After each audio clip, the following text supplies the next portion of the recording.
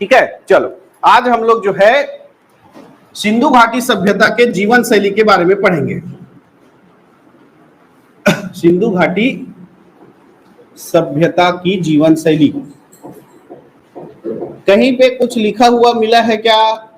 मिला है, लेकिन क्या लिखा अभी तक हम पढ़ नहीं पाए हैं, है ना? तभी तो ऐतिहासिक काल है। जैसे मान लो मैं बात करता हूं वैदिक काल का, रामायण काल का, महाभारत काल का, है नहीं? तो महाभारत काल में जो भी लिखा हुआ है वो महाभारत श्रीमद् भगवत गीता पढ़ोगे तो पता चल जाएगा उस बारे में कि उन लोग कैसे रहते थे, क्या करते थे। उसमें लिखा है ना कि अर्जुन तीर चलाता था, तभी तो पता चला ना, लिखा हुआ मिला है कि अर्जुन तीर चलाता था ऐसे करके, धनुष बाण चलाता था करके, लिखा हुआ मिला है ना भगवत गीता में। लेकिन सिंधु घाटी सभ्यता के बारे में जो लिखा हुआ है वो क्या लिखा है उसको पढ़ ही नहीं पाए हैं। तो इसके बारे में क्या करेंगे हम, जो चीजें मिली हैं, है ना, जो पुरातात्विक साक्ष्य मिला है, उन्हीं पुरातात्विक साक्ष्यों को देखकर हमारे जो इतिहासकार है, जो पुरातत्ववेत्ता है, उन्होंने ही सिंधु घाटी सभ्यता की जीवन शैली का अनुमान लगाया है। क्लियर है? तो कैसी थी उनकी सामाजिक स्थिति, उनका समाज कैसे था, तो पहले इसके बारे में जानते हैं, सामाजिक स्थिति के बारे में।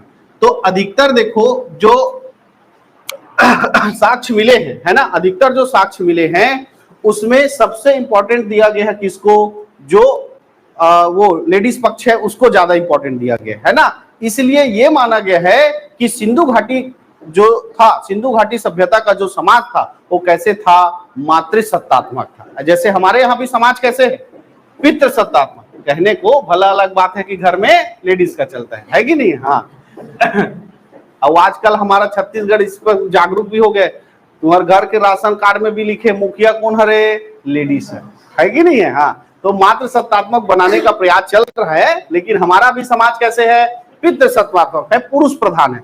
लेकिन जो साक्ष्य मिला है सिंधु घाटी सभ्यता का, उससे ये वहां कहा गया है कि जो सिंधु घाटी सभ्यता का जो साक्ष्य था, मतलब जो समाज था, वो कैसे था, मात्र सत्तात्मक था। ठीक है, ये याद रखेंगे, मात्र सत्तात्मक था। ठीक है, सिंधु घाटी सभ्यता का समाज कैसे था, मात्र सत्तात्मक। कहीं भी हमको ऐसा कोई साक्ष्य नहीं मिला है जिससे ये पता चले कि समाज जो है कई वर्गों में, कई जातियों में बटा था। कहीं भी हमको ऐसा साक्ष्य नहीं मिला है कि गोत्र में बटे थे। सिर्फ इतना साक्ष्य मिला है कि दो टीले मिले हैं, दुर्ग टीला और नगर टीला।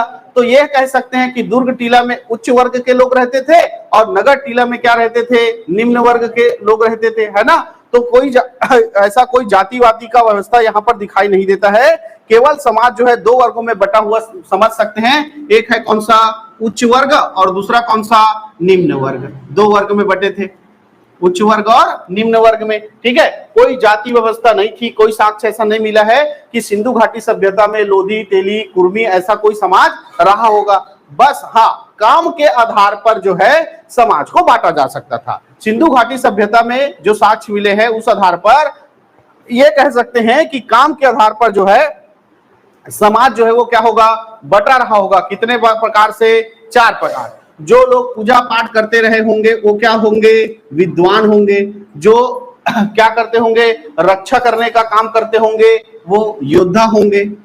वो क्या होंगे, योद्धा होंगे। जो सामान को बेचने का काम करते थे वो क्या होंगे, व्यापारी होंगे। और जो साफ सफाई का काम करते थे वो क्या कहलाएंगे, श्रमिक। ऐसा ये 4 वर्गों में बटा था। किसी प्रकार का वर्ण व्यवस्था, किसी प्रकार का जाति व्यवस्था सिंधु घाटी सभ्यता में नहीं दिखाई पड़ता है। क्लियर है? आपको क्वेश्चन आता है, कूट में पूछा जाता है कि सिंधु घाटी सभ्यता में के बारे में निम्न में से क्या सही है, ऐसे करके। तो सिंधु घाटी सभ्यता में जाति व्यवस्था थी कि नहीं थी? नहीं थी। वर्ण व्यवस्था थी कि नहीं थी? नहीं थी। केवल समाज को 4 वर्गों में बांटा जा सकता है। किस आधार पर?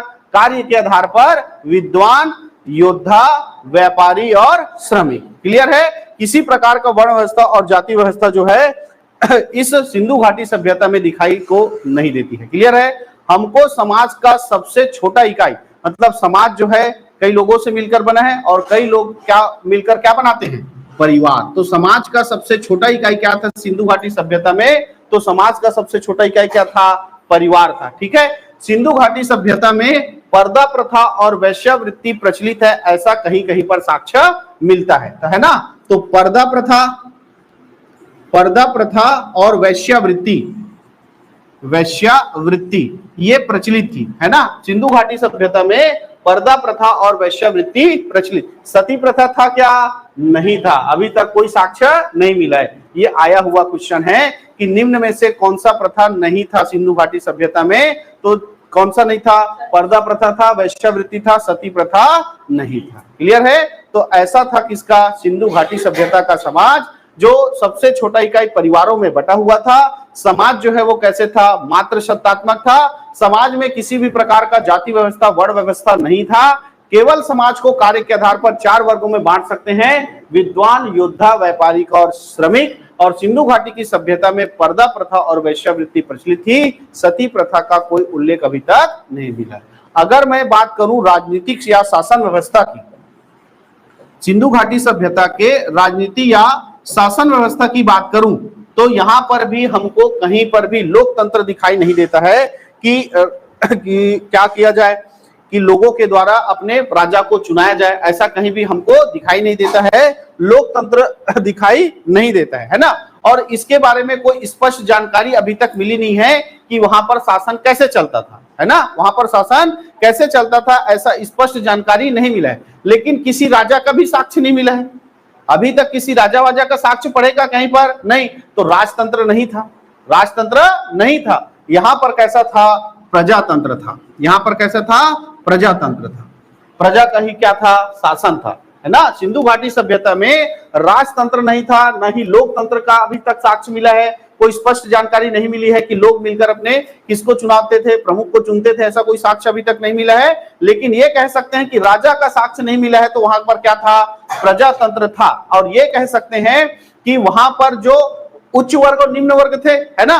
और साथ ही इनमें जितने साक्ष्य मिले हैं उसमें धनी लोगों का ज्यादा साक्ष्य मिला है। तो ये कह सकते हैं कि सिंधु घाटी सभ्यता में किसका शासन था?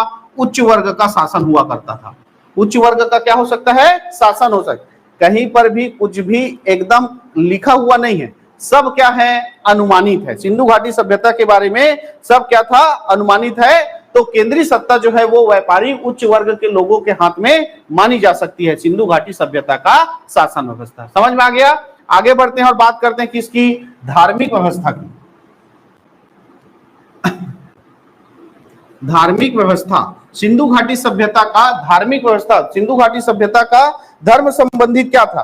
तो देखो, जितने भी चीज मिले हैं हमको भगवान के रूप में, या जिन लोग उसको पूजा करते थे, है ना, तो उन लोग क्या करते थे? नाग देवता पूजा करते थे, बैल की पूजा करते थे।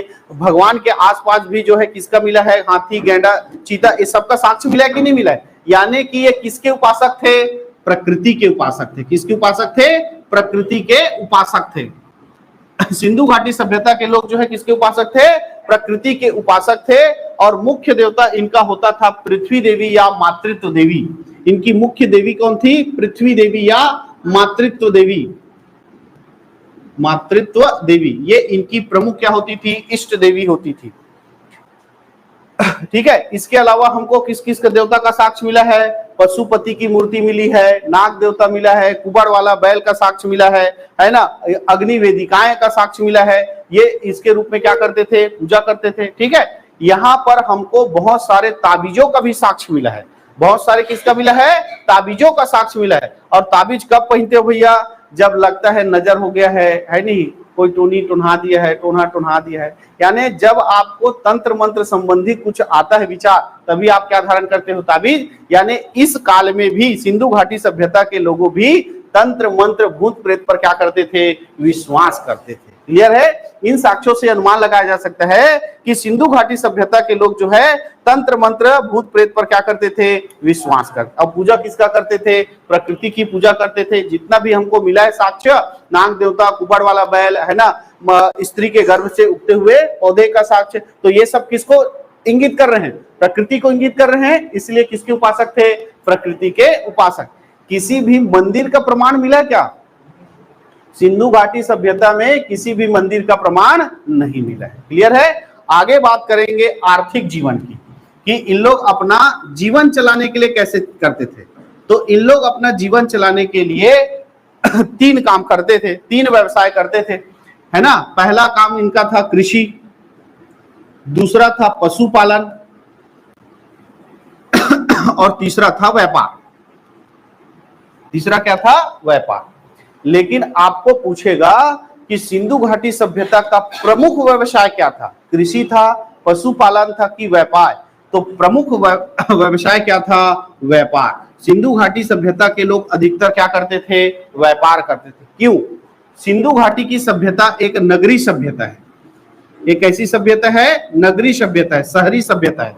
यानी सिंधु घाटी सभ्यता में हमको गांव का साक्ष्य नहीं मिला है। जितने मिले हैं सब किसके साक्ष्य मिले हैं? नगर के साक्ष्य मिले हैं, है ना, शहर के साक्ष्य मिले हैं। तो शहर या नगर में लोग जो है सबसे ज्यादा क्या करते हैं? व्यापार करते हैं। इसीलिए सिंधु घाटी सभ्यता का मुख्य व्यवसाय किसे माना गया है? व्यापार को माना गया है। मुख्य व्यवसाय किसको माना गया है? व्यापार को माना गया है। ठीक है, तो 3 प्रकार से उन लोग व्यवसाय करते थे, कृषि, पशुपालन और कौन सा है? व्यापार। अब इन तीनों का एक एक करके पोस्टमार्टम करते हैं कि कृषि के बारे में क्या साक्ष्य मिला है, पशुपालन के बारे में क्या साक्ष्य मिला है और व्यापार के बारे में क्या साक्ष्य मिला है। सिंधु घाटी सभ्यता से कृषि के रूप में हमको 9 प्रकार की फसलें मिली है। कृषि के रूप में सिंधु घाटी सभ्यता से कितनी फसलें मिली है? 9 फसलें मिली है। ठीक है, कितने प्रकार की फसलें मिली है? 9 प्रकार की फसलें मिली है, जिसमें से प्रमुख जो उनका फसल रहा होगा वो रहा होगा कपास। प्रमुख फसल क्या रहा होगा? कपास। ऐसा इसलिए कह रहा हूं क्योंकि जो सिंधु घाटी की सभ्यता है, सिंधु घाटी की सभ्यता है, इसको यूनानी लोग जो है बोलते हैं सीडोन सभ्यता। यूनानी लोग क्या बोलते हैं? सीडोन सभ्यता। यूनानी लोग क्या बोलते हैं? सीडोन सभ्यता। और वही मेसोपोटामिया सभ्यता जो है इसको मेलुहा सभ्यता कहते हैं। और इन दोनों का अर्थ होता क्या है? कपास। इसीलिए इसको इसमें माना गया है कि सिंधु घाटी सभ्यता का मुख्य फसल क्या रहा होगा? कपास। तभी तो यूनानी लोग जो है इस सिंधु घाटी सभ्यता को किस नाम से? सीडोन सभ्यता के नाम से। और मेसोपोटामिया के लोग इसको क्या बोलते हैं? मेलुहा सभ्यता बोलते हैं। तो एक फसल कौन सा हो गया? कपास। इसके अलावा गेहूं का साक्ष्य मिला है कि नहीं मिला है?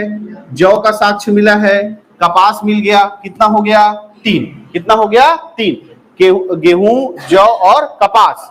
चावल, मटर, सरसों। चावल का साक्ष्य मिला है, मटर का साक्ष्य मिला है और सरसों का साक्ष्य मिला है ना। तो चावल, मटर, सरसों। तिल, खरबूज और तरबूज। तिल, खजूर है ना, खरबूज नहीं, खजूर और एक है तरबूज। ये टोटल 9 फसल का अभी तक क्या मिला है? साक्ष्य मिला है। तो सिंधु घाटी सभ्यता से कितने फसल का साक्ष्य मिला है? 9 फसल का साक्ष्य मिला है, जिसमें प्रमुख फसल क्या माना गया है? कपास। सबसे प्रमुख फसल क्या माना गया है? कपास। क्यों माना गया है? क्योंकि इसी कपास से संबंधित होने के कारण जो यूनानी लोग हैं इस सभ्यता को किस नाम से जानते हैं? सीडोन सभ्यता। और जो मेसोपोटामिया के लोग हैं इसको किस नाम से जानते हैं? मेलुहा सभ्यता के नाम से जानते हैं। और इसी सिंधु घाटी सभ्यता में 9 फसल के रूप में कौन कौन सा फसल मिला है? गेहूं, जौ, कपास, चावल, मटर, सरसों, तिल, खजूर और तरबूज। ठीक है, और कृषि करते हैं तो कृषि में क्या जरूरत पड़ती है? सिंचाई की। तो सिंचाई के लिए बोर नहीं था भैया, है ना, बोर नहीं था, कुआं नहीं था। इन लोग प्रयोग करते थे किसका? रहट। कुआं था, कुआं के अलावा किसका प्रयोग करते थे? रहट। नाली वाली बनाते थे। रहट समझते हो? वो गाना सुने हो, मेरे देश की धरती सोना उगले उगले करके? नहीं सुने हो तो आज जाके यूट्यूब में देखना। और उसमें ना एक क्या रहता है, वो पानी रखने के लिए गड्ढा बना दिया जाता है और उसमें ना ऐसे बाल्टी लगा हुआ एक क्या रहता है? चक्का लगा रहता है, जिसमें बाल्टी फंसा होता है और वो चक्का घूमते जाता है और वो गड्ढे का पानी बाल्टी में आकर फिर ऐसे नाली में, फिर ऐसे घूमते रहता है, बाल्टी से नाली में पानी ऐसे जलता रहता है। उसी को कहते हैं क्या? रहट। तो सिंचाई के लिए किसका प्रयोग करते थे? रहट का प्रयोग करते थे। सिंचाई के लिए किसका प्रयोग करते थे? रहट। क्लियर है कृषि? अगला देखते हैं हम किसके बारे में? पशुपालन। पशुपालन के बारे में देखते हैं सिंधु घाटी सभ्यता का। तो सिंधु घाटी सभ्यता के लोगों का सबसे जो पालतू पशु था वो था, सबसे प्रिय पालतू पशु था कुबड़ वाला बैल। सबसे प्रिय जो था वो कौन सा है? कुबड़ वाला बैल। कुबड़ वाला बैल जो है उनका सबसे प्रिय पालतू पशु था। सिंधु घाटी सभ्यता का सबसे प्रिय पालतू पशु कौन सा था? कुबड़ वाला बैल। इसके अलावा इन लोग पालते थे भैंस। बैल के साथ क्या पालेंगे? भैंस। और भेड़ के साथ बकरी। भेड़ के साथ बकरी, ठीक है। तो बैल, भैंस, भेड़, बकरी, और कुत्ता पाले हैं तो बिल्ली, कुत्ता और बिल्ली, कुत्ता और बिल्ली, ठीक है। इसके अलावा सुअर और ऊंट पालन का भी साक्ष्य मिलता है, ऊंट और सुअर पालन का भी साक्ष्य मिलता है। क्लियर है? तो बैल, भैंस, भेड़, बकरी, कुत्ता, बिल्ली, ऊंट और सुअर पालन का साक्ष्य मिलता है कहां से? सिंधु घाटी सभ्यता से। तो इन लोग पशु के साथ साथ पक्षी का भी ज्ञान रखते थे, यानी पक्षी भी पालते थे, और इनका सबसे प्रिय पक्षी होता था बतख। सबसे प्रिय पक्षी होता था कौन सा? बतख। ये क्वेश्चन पूछा गया है। सिंधु घाटी सभ्यता के लोगों का सबसे प्रिय पक्षी कौन सा था? बतख, ठीक है। इसके अलावा है मोर, कबूतर। मोर कबूतर नहीं भैया, मोर अलग और कबूतर अलग, ठीक है। मेरे तुम लोग ऐसा सोच रहे हो कि सर के कबूतर वहां पाला तरीके से, मोर कबूतर नहीं, मोर यानी कि मयूर वाला, ठीक है। तो बतख, मोर, कबूतर, पहाड़ी सॉरी जंगली तोता, उल्लू और मुर्गी। जंगली तोता, उल्लू और मुर्गी पालन का जो है साक्ष्य मिलता है। क्लियर है? तो सबसे प्रिय पक्षी कौन सा था? बतख। इसके अलावा मोर, कबूतर, जंगली तोता, उल्लू और मुर्गी पालन का साक्ष्य जो है हमको सिंधु घाटी सभ्यता से मिलता है। अगर जंगली जानवर की बात करें तो जंगली जानवर के रूप में हमको 4 ही जानवरों का साक्ष्य मिला है: हाथी, बाघ, गेंडा। हाथी, बाघ, गेंडा और हिरण। हाथी, बाघ, गेंडा और हिरण, है ना। वही बाघ चीता में आ जाएगा ना, ठीक है। हाँ हाँ, भैंस नहीं आएगा ना, भैंस इसमें आएगा ना, पालतू में आएगा, ठीक है। तो जंगली जानवर के रूप में हाथी, बाघ, गेंडा और हिरण का साक्ष्य अभी तक सिंधु घाटी सभ्यता से मिला है, ठीक। कहीं पर भी घोड़ा पालने का और गाय पालने का कोई भी साक्ष्य सिंधु घाटी सभ्यता से नहीं मिला है। तो कौन सा जानवर जो है सिंधु घाटी सभ्यता के लोगों में नहीं था? तो वो कौन सा था? गाय और घोड़ा। गाय और घोड़ा पालने का साक्ष्य जो है अभी तक प्राप्त नहीं हुआ है। क्लियर है? चलिए, तो कृषि हो गया, पशुपालन हो गया। अब बात करते हैं किसका? व्यापार का। तो जो सिंधु घाटी सभ्यता के लोग थे ये मिस्र, मेसोपोटामिया और चीन के साथ क्या करते थे? व्यापार करते थे। किसके किसके साथ? मिस्र जो है, मिस्र देश है, मेसोपोटामिया है, और चीन के साथ क्या करते थे? व्यापार करते थे, है ना। बेबीलोनिया है, यूनान है, इनके साथ क्या करते थे? व्यापार करते थे। तो व्यापार के लिए कोई मुद्रा नहीं होती थी, व्यापार के लिए कोई विशेष मुद्रा नहीं होती थी। इन लोग वस्तु विनिमय के द्वारा क्या करते थे? व्यापार करते थे। तो व्यापार किससे होता था? वस्तु विनिमय। समझ में आया? वाह, कैसे होता है वस्तु विनिमय? है ना, जैसे मैं 1 किलो चावल दे रहा हूं तो तुम आधा किलो शक्कर दे देना, है कि नहीं है? ऐसा एक वस्तु के बदले दूसरी वस्तु का खरीदी बिक्री ही क्या कहलाता है? वस्तु विनिमय। यहां करके देखना, जाके देखना, इधर सेठ लोग के किराना दुकान में जाना और एक बोरा क्या देना? चना दे देना, और बोलना कि 1 किलो क्या तोल दे? शक्कर। पैसा ला के जाते हैं सेठ दूसरा जगह बेचबे, है कि नहीं है? यहाँ वस्तु को बेचने का अलग स्थान है, और अगर तुमको कुछ खरीदना है तो किसके द्वारा खरीदोगे? रुपया में खरीदोगे, है ना, क्योंकि हमारे देश का मुद्रा क्या है? रुपया है। लेकिन सिंधु घाटी सभ्यता में कोई मुद्रा नहीं था। सिंधु घाटी सभ्यता में कोई मुद्रा नहीं था। मुद्रा समझ में आता है ना? सिक्का, मुद्रा, मोहरे, ये सब अलग अलग होता है ना। जो कानूनी तौर पर वस्तु को खरीदे बेचने के लिए बनाई गई है वो क्या कहलाती है? मुद्रा कहलाती है। तो सिंधु घाटी सभ्यता में कोई मुद्रा था क्या? नहीं था। व्यापार किससे होता था? वस्तु विनिमय प्रणाली के द्वारा होता था, और व्यापार दोनों स्थान से किया जाता था, जल मार्ग से और थल मार्ग से। जल मार्ग और थल मार्ग दोनों से जो है क्या किया जाता था? व्यापार किया जाता था, ठीक है। जो सिंधु घाटी सभ्यता के लोग हैं उन्हें कांसे का ज्ञान हो चुका था, तांबा पहले से ज्ञात हो चुका था, साथ में सोना और चांदी का भी ज्ञान हो चुका था। किसका ज्ञान हो चुका था? सोना और चांदी। यानी तांबा जान चुके थे पहले से, सोना भी जान लिए और चांदी भी जान लिए, ठीक है। तांबा, सोना और चांदी का ज्ञान था। किसका ज्ञान नहीं था? लोहे का ज्ञान नहीं था। सिंधु घाटी सभ्यता के लोगों को लोहे का ज्ञान नहीं था। ये भी क्वेश्चन पूछा गया है कि निम्न में से किस धातु का ज्ञान सिंधु घाटी सभ्यता के लोगों को नहीं था? तो सोना का था, चांदी का था और तांबे का भी था, लेकिन लोहे का ज्ञान सिंधु घाटी सभ्यता के लोगों को नहीं था। क्लियर है? चलिए आगे बढ़ते हैं और बात करते हैं लिपि की। तो सिंधु घाटी सभ्यता से जो लिपि मिला है उसको बोलते हैं भाव चित्रात्मक लिपि। क्या बोलते हैं? भाव चित्रात्मक लिपि। भाव चित्रात्मक लिपि, इसको इंग्लिश में बोलते हैं पिक्टोग्राफ। इसी को क्या कहा जाता है? पिक्टोग्राफ। भाव चित्रात्मक लिपि, इसी को क्या कहा जाता है? पिक्टोग्राफ। तो सिंधु घाटी सभ्यता से कौन सा लिपि प्राप्त हुआ है?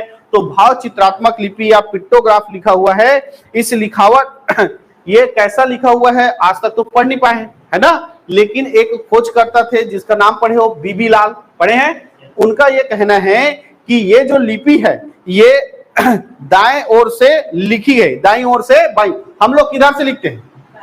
बाएं से दायां। लेकिन बीबी लाल का कहना है कि ये जो भाव चित्रात्मक लिपि मिली है ये किधर से लिखा गया है? दाएं से बाएं ओर लिखा गया है। इसमें जो टोटल 64 जो है मूल चिन्ह है और 250 से लेके लगभग 400 के क्या हो सकते हैं? अक्षर हो सकते हैं, ऐसा अनुमान लगाया गया है। अभी तक इस लिपि को किसी ने भी पढ़ा नहीं। क्लियर है? तो लिपि कौन सी मिली है? भाव चित्रात्मक लिपि। अगर मैं इस सभ्यता के नगर नियोजन की बात करूं तो सिंधु घाटी सभ्यता का सिंधु घाटी सभ्यता ये पूरा कौन सी सभ्यता थी? नगरी सभ्यता थी। तो इसका जो नगर नियोजन है वो उच्च कृष्ट का रहा होगा, है ना। तो सिंधु घाटी सभ्यता जो है एक कैसा सभ्यता है? नगरी सभ्यता है और इसके जितने भी नगर मिले हैं उसमें 2 किले मिले हुए हैं, है ना। एक है नगर किला और एक कौन सा है? दुर्ग किला। एकमात्र नगर है जहां पर कोई किले का साक्ष्य नहीं मिला है, वो कौन सा है? चनहुदड़ो। पढ़ाया था? चनहुदड़ो एक ऐसा नगर है जहां पर कोई भी किले का साक्ष्य नहीं मिला है। बाकी हर जगह जो है किले का साक्ष्य मिला है। एक नगर किला और एक क्या होता था? दुर्ग किला। ठीक है। नगर में जो सड़कें बनी होती थी वो किसकी बनी होती थी? पक्की ईंट की बनी होती थी। सड़कें कैसे बनी होती थी? पक्की ईंट की बनी होती थी, पक्की बनी होती थी सड़कें। और जो सड़क है उसका जो सड़क है एक दूसरे को समकोण पर काटती थी, ऐसा ऐसा। ठीक है। अरे उल्टा हो गया क्या? ऐसा। ठीक है। चलो, सड़कें कैसे बनी थी? पक्की बनी होती थी और सड़कें एक दूसरे को कैसे काटती थी? समकोण पर काटती। केवल एक जगह है जहां पर सड़कें जो है एक दूसरे को कैसे काटती थी? स्टार पर काटती थी। कौन सा जगह है? बनावली। बनावली पर जो सड़कें हैं वो स्टार पर काटती थी और वहां का जो नगर नियोजन है वो पूरा शतरंज की जाल की भांति क्या है? फैला हुआ है। बाकी जो नगर है उसमें सड़कें जो है पूरा ऐसे स्टार पर क्या समकोण पर एक दूसरे को क्या करती है? क्रॉस करती है। क्लियर है? सड़कों के दोनों किनारों पर पक्की नालियां बनी हुई है। ये सड़क ऐसा बना है तो इसके किनारे पर ऐसा क्या बना हुआ है? पक्की नालियां बनी हुई है और उसके नालियों में बीच बीच में क्या है? गड्ढे हैं। ये जैसे नाली बना हुआ है तो ऐसे बीच बीच में क्या बनाया गया है? गड्ढा बना हुआ मिला हुआ है। एकदम उत्कृष्ट आपका क्या बोल सकते हैं? जल निकासी व्यवस्था है। अब देखो ये गड्ढे क्यों बनाए गए हैं? अगर मान लो कोई लिक्विड के जगह सॉलिड आता है नाली में तो इस गड्ढे में इकट्ठा हो जाएगा और जो पानी है वो आसानी से क्या होगा? फ्लो हो जाएगा। अब जैसे मैं बताता हूँ, हमारे नाली में, हमारे यहाँ के नालियों में देखना, कहीं पे कुछ जाके फंस गया तो पूरा पानी कहाँ जाता है? सड़क में आ जाता है नहीं? पूरा गुटखा खा खा के फेंक रहे हो पाउच को तो कहाँ जाएगा? फिर नाली में जाम हो जाता है और पानी पूरा कहाँ जाता है? नाली से बाहर। तो इन्होंने क्या किया कि नाली के बीच बीच में क्या बना दिए हैं? गड्ढे। तो जितने भी क्या है सामान है या जितने भी वस्तु है वो उस गड्ढे में एकत्र हो जाता है और पानी उसके ऊपर से निकल जाता है। तो पानी रुकने का कोई चांस है क्या? नहीं। इसीलिए बीच बीच में क्या बनाए गए हैं? गड्ढे। और बीच में गड्ढे को क्या कर लो? साफ कर लो। तो ऐसा जल निकासी व्यवस्था था कहाँ? सिंधु घाटी की सभ्यता में। क्लियर है? प्रत्येक जो चौराहा है ऐसे समकोण पर काटेगा तो क्या बनेगा? चौराहा। यहाँ पर बना हुआ है चबूतरा। चौराहों पर क्या बना हुआ है? चबूतरा बना हुआ है ताकि उन चबूतरों पर क्या लगाया जा सके? बाजार लगाया जा सके। और ठीक है और ये जो नगर है ऐसा बना हुआ है, इस नगर को चारों ओर टेराकोटा से घेरा हुआ है। चारों ओर दीवार से क्या किया गया है? घेरा गया है। ठीक। और साथ में यहाँ पर ऐसा प्रवेश द्वार बनाया गया है। ऐसा क्या बनाया गया है? प्रवेश द्वार। देखते हो ना आजकल फलाना ग्राम पंचायत आपका स्वागत करता है, ऐसे करके बना होता है, उसी को बोलते हैं टेराकोटा और परकोटा। जितने भी नगर मिले हैं सिंधु घाटी सभ्यता के, उसके चारों ओर क्या है, घेरा है, दीवार है, और जो प्रवेश द्वार है उसको अच्छे से बनाया गया है, जिसको क्या कहा जाता है, टेराकोटा और परकोटा। ठीक है, चलो समझ में आ गया पूरा सिंधु घाटी सभ्यता का नगर नियोजन। अब बात करते हैं किसका, मकान नियोजन का। सिंधु घाटी सभ्यता का मकान कैसे था? तो सिंधु घाटी सभ्यता में अभी तक 2 मंजिला भवन का साक्ष्य मिला है, बताया था ग्राउंड फ्लोर, फर्स्ट फ्लोर और सेकेंड फ्लोर। अभी तक थर्ड फ्लोर वाला मकान सिंधु घाटी सभ्यता का नहीं मिला है। तो कितने मंजिला मकान का साक्ष्य मिला है? 2 मंजिला मकान का साक्ष्य मिला है। जितने भी मकान मिले हैं सब कौन सा बना हुआ है? पक्की ईंटों का बना हुआ है, अंबुजा या बांगर सीमेंट से, अल्ट्राटेक का यूज नहीं किए थे, है ना। तो पक्की ईंटों का बना हुआ क्या मिला है भवन का साक्ष्य मिला है। साथ ही घर के बीच में क्या हुआ है, आंगन है ना, घर के बीच में क्या है, आंगन है, और आंगन के चारों ओर क्या बने हुए हैं, कमरे। जैसे गांव में देखते हो ना, आजकल वाला नहीं, आजकल तो सब फैशन वाला हो गया, पूरा सब चीज को क्या कर दो, बंद कर दो, ना हवा आए ना पानी आए, ऐसा बनने लगा है घर। लेकिन जो सिंधु घाटी सभ्यता का घर था, उसके बीच में क्या था, आंगन था, आंगन के चारों ओर क्या था, कमरे था, है ना, कमरा है, और अलग से रसोई घर है, और अलग से क्या है, स्नान गृह है ना। घर कैसे बना हुआ है सिंधु घाटी सभ्यता का, कि बीच में क्या है, आंगन है, उस आंगन के चारों ओर क्या है, कमरे बने हुए हैं, अलग से रसोई घर और अलग से क्या है, स्नानाघर है ना, स्नानागृह है। प्रत्येक कमरे में रोशनदान बना हुआ है, प्रत्येक कमरे में क्या बना हुआ है, रोशनदान बना हुआ है। और सबसे इंपॉर्टेंट बात, जैसे मान लो अभी हम लोग घर बनाते हैं, तो हम लोग का जो मेन गेट है वो कहाँ रहेगा,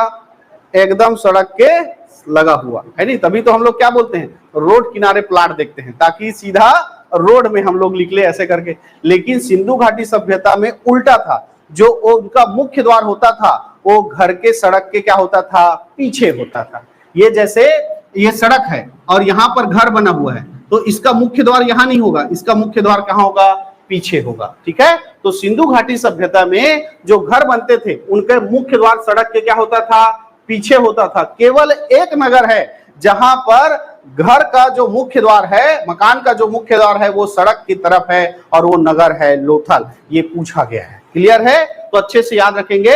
सिंधु घाटी सभ्यता में जो मकान का मुख्य द्वार है वो सड़क के क्या होता था, पीछे होता था। लेकिन एकमात्र नगर है कौन सा, लोथल, जहां पर जो मकान मिले हैं उनका मुख्य द्वार सड़क की ओर है, क्लियर है। और जो ईंटें उपयोग होती थी मकान को बनाने के लिए वो 4:2:1 के अनुपात में होता था, है ना। 4:4 लंबा, 2 चौड़ा और 1 मोटा, ऐसा 4:2:1 के अनुपात में हमको ईंटें प्राप्त हुई है सिंधु घाटी सभ्यता। और एकमात्र नगर है कौन सा, चनहुदड़ो, जहां पर कैसी ईंटें मिली है, वक्राकार ईंटें मिली है, क्लियर है। चल, अब इतनी अच्छी सभ्यता जहां जल निकासी इतना अच्छा है, मकान निकासी इतना अच्छा है, नगर को चारों ओर टेराकोटा और परकोटा से क्या किया गया है, घेरा गया है, और प्रवेश द्वार के लिए क्या बनाया गया है, मेहराब बनाया गया है। ऐसा नगर अचानक से कैसे गायब हो गया, अचानक से कैसे गायब हो गया? तो हर जगह उसके विलुप्त होने का, उसके समाप्त होने का तरीका क्या दिखाई देता है, अलग अलग दिखाई देता है। हम जैसे मोहनजोदाड़ो जाते हैं तो वहां तरीका अलग होता है उसके समाप्त होने का, हड़प्पा देखते हैं तो उसका कुछ अलग साक्ष्य मिलता है। कहीं स्पष्ट जानकारी नहीं है कि इतना अच्छा नगरीय सभ्यता कैसे विलुप्त हो गया, कैसे समाप्त हो गया। तो अलग अलग जो खोज करता है या इतिहासकार है, पुरातत्ववेत्ता है, उनका अलग अलग क्या है, धारणा है। जैसे सर जॉन मार्शल का कहना था कि जो सरस्वती नदी है उसी ने अपना क्या कर दिया, स्थान बदल दिया, जिसके कारण पूरा जो हड़प्पा सभ्यता है वो क्या हो गया, समाप्त हो गया। ऐसा कहना था किसका, सर जॉन मार्शल का। सर जॉन मार्शल और वो मैके था ना जिसने खनन कराया था, चलो उन दोनों का कहना था कि सरस्वती नदी का क्या होने से, स्थान बदलने के कारण ही पूरा सिंधु घाटी सभ्यता क्या हो गया, समाप्त हो गया। वो मूवी देखे हो मोहनजोदाड़ो, नहीं देखे हो, ऋतिक रोशन का आया था, उसको जाके देखना। यही कारण बताया गया है कि उसमें जो नदी रहती है वो क्या होता है, बांध बनाने के कारण जो है इधर दिशा बदल देता है, जिससे पूरा नगर क्या हो जाता है, डूब जाता है ना। तो ये ऐसी ही कहानी मार्शल और मैके का कहना है कि सिंधु घाटी सभ्यता क्यों समाप्ति हो गई होगी, क्योंकि सरस्वती नदी ने अपना क्या कर दिया, स्थान बदल दिया। तो वहीं सर जॉन मार्शल का एक और कहना है कि कुछ स्थानों पर क्या हो गई थी, प्रशासनिक शीतलता आ गई थी। मतलब जो प्रशासन था वो एकदम शिथिल हो गया था, लोग आपस में ही अपना अपना चलाने लगे, जिसके कारण से पूरा सिंधु घाटी की सभ्यता क्या हो गई, समाप्त हो गई। ऐसा मार्शल का दो धारणा है। इसके अलावा और भी जो वैज्ञानिक है, पुरातत्ववेत्ता है, उन्होंने सिंधु घाटी सभ्यता के समाप्त होने का अलग अलग, किसी का कहना है कि जलवायु परिवर्तन हुआ जिसके कारण सिंधु घाटी सभ्यता क्या हो गया, समाप्त हो गया। तो किसी का कहना है कि पूरा भूकंप आया और उस भूकंप में पूरा क्या हो गया, सिंधु घाटी सभ्यता समाप्त हो गया। तो किसी का कहना है कि विदेशों लोगों ने, आर्यों ने इस सिंधु घाटी सभ्यता पर क्या किया, आक्रमण किया, जिससे सिंधु घाटी सभ्यता क्या हो गया, समाप्त हो गया। क्लियर है? तो सबका अलग अलग धारणा है सिंधु घाटी सभ्यता के समाप्त होने का, और इस तरह से हमारा जो ये टॉपिक था सिंधु घाटी सभ्यता, वो भी क्या हो गया, समाप्त। क्लियर है? इसमें हमने जो पढ़ा पूरा सिंधु घाटी सभ्यता, इसके अलावा दो तीन चीजें और अच्छे से याद रखना। एक इतिहासकार है जिसका नाम है पिग्गट। इतिहासकार का नाम क्या है, पिग्गट। इसने हड़प्पा और मोहनजोदाड़ो को सिंधु घाटी सभ्यता का जुड़वा राजधानी कहा है। क्लियर है? ये क्वेश्चन पूछा जाता है, किसने हड़प्पा और मोहनजोदाड़ो को सिंधु घाटी सभ्यता का जुड़वा राजधानी कहा है? तो उसका नाम क्या है, पिग्गट। उसका नाम क्या है, पिग्गट। ठीक है? सिंधु घाटी सभ्यता कब का है? सिंधु घाटी सभ्यता कब का है? मार्शल ने कहा कि 3250 से 2750 का है, और इसके हिसाब से कार्बन 14 के हिसाब से हमने देखा कि 2300 से लेकर 1750। लेकिन एक इतिहासकार है जिसका नाम है कनिंघम। इतिहासकार कौन है, कनिंघम। इसका कहना है कि सिंधु घाटी सभ्यता कहीं का नहीं है, कुषाण वंश के काल का है। सिंधु घाटी सभ्यता कब का है, कुषाण वंश के समय का है ना। तो किसने सिंधु घाटी सभ्यता को कुषाण कालीन बताया है, तो वो कौन है, कनिंघम। और सिंधु घाटी सभ्यता के विस्तार की पहली जानकारी देने वाला भी कौन था, कनिंघम। कि सिंधु घाटी सभ्यता इतना फैला हुआ ऐसे करके पहली जानकारी देने वाला भी कौन था, कनिंघम। क्लियर है? उसके बाद मैंने आपको बता चुका है कि सिंधु घाटी सभ्यता का सबसे बड़ा नगर मोहनजोदाड़ो। सिंधु घाटी सभ्यता का सबसे बड़ा नगर मोहनजोदाड़ो। भारत में सिंधु घाटी सभ्यता का सबसे बड़ा स्थान धौलावीरा, और दूसरा पूछेगा तो राखीगढ़ी। क्लियर है? दूसरा पूछेगा तो राखीगढ़ी। क्लियर है? मैंने केवल एक बंदरगाह पढ़ाया, कौन सा, लोथल, है ना, कि वो बंदरगाह है। इसके अलावा जो सूतका गेंडोर पढ़े हो, पश्चिमी क्षेत्र वाला सबसे, वो भी सिंधु घाटी सभ्यता का क्या था, बंदरगाह था। लोथल के अलावा सूतका गेंडोर, उसके अलावा सुरकोतरा पढ़े हो, वो भी क्या था, बंदरगाह था। सुरकोतरा भी क्या था, बंदरगाह। इसके अलावा बालाकोट और प्रभास पाटन, टोटल आपको 5 बंदरगाह याद रखने हैं सिंधु घाटी सभ्यता का। पहला लोथल, दूसरा सूतका गेंडोर, तीसरा सुरकोतरा, चौथा बालाकोट, और पांचवा है कौन सा, प्रभास पाटन। क्लियर है? जो सिंधु घाटी सभ्यता के लोग थे वो सूती और ऊनी वस्त्रों का क्या करते थे, प्रयोग करते थे। क्लियर है? और जो बर्तनों का उपयोग करते थे वो मिट्टी का बना होता था, और विशेषता किस रंग का होता था, लाल रंग का होता था। ये कुछ अतिरिक्त चीजें हैं जो आपको इस सिंधु घाटी सभ्यता से संबंधित पता होना चाहिए। क्लियर है? तो इस तरह सिंधु घाटी सभ्यता क्या हो गया, समाप्त। और हमारा दूसरा इतिहास का दूसरा प्रकार कौन सा, आद ऐतिहासिक काल भी क्या हो गया, समाप्त। इसके बाद पढ़ेंगे कौन सा, ऐतिहासिक काल। ऐसा काल जिसका पूरा तात्विक साक्ष्य भी है और लिखित साक्ष्य भी है, और उस लिखित साक्ष्य को हम क्या कर सकते हैं, पढ़ सकते हैं। लिखित साक्ष्य को हम क्या कर सकते हैं, पढ़ सकते हैं। तो पहला लिखा हुआ ग्रंथ कौन सा है, ऋग्वेद। पहला लिखा हुआ या सबसे प्राचीन ग्रंथ कौन सा है, ऋग्वेद। यानी जब ऋग्वेद की रचना हुई तब एक काल का जन्म हुआ जिसका नाम था वैदिक काल। वेद है तो उस काल को क्या कहा गया, वैदिक काल। वहीं से चालू होता है हमारा कौन सा काल, प्राग ऐतिहासिक, ऐतिहासिक काल। कौन सा काल चालू होगा, ऐतिहासिक काल। अब इस ऐतिहासिक काल को इतना बड़ा है, कब से पढ़ना है, वैदिक काल से लेकर अब तक। वैदिक काल से लेकर अब तक का जो इतिहास है वो पूरा क्या है, ऐतिहासिक काल है। तो इसको पढ़ने के लिए 3 भाग में बांटकर पढ़ेंगे, प्राचीन इतिहास, मध्य इतिहास और आधुनिक इतिहास। वैदिक काल से लेकर मुस्लिम आक्रमण तक, विदेशी आक्रमण तक, ये क्या कहलाएगा, प्राचीन। भारत में मुस्लिम सत्ता पूरा क्या कहलाएगा, मध्य इतिहास। और भारत का जो अंग्रेजी शासन है, ब्रिटिश शासन है, वो क्या कहलाएगा, आधुनिक काल। और उसी आधुनिक काल में फिर हम स्वतंत्रता के लिए लड़ाई लड़ेंगे, जो कहेंगे स्वतंत्रता संग्राम आंदोलन। तो इतिहास का ये परिप्रेक्ष्य हमने तैयार कर लिया, जिसको एक एक करके अब चलेंगे इस पर। तो आज के लिए इतना ही, बाकी देखेंगे अगली क्लास में।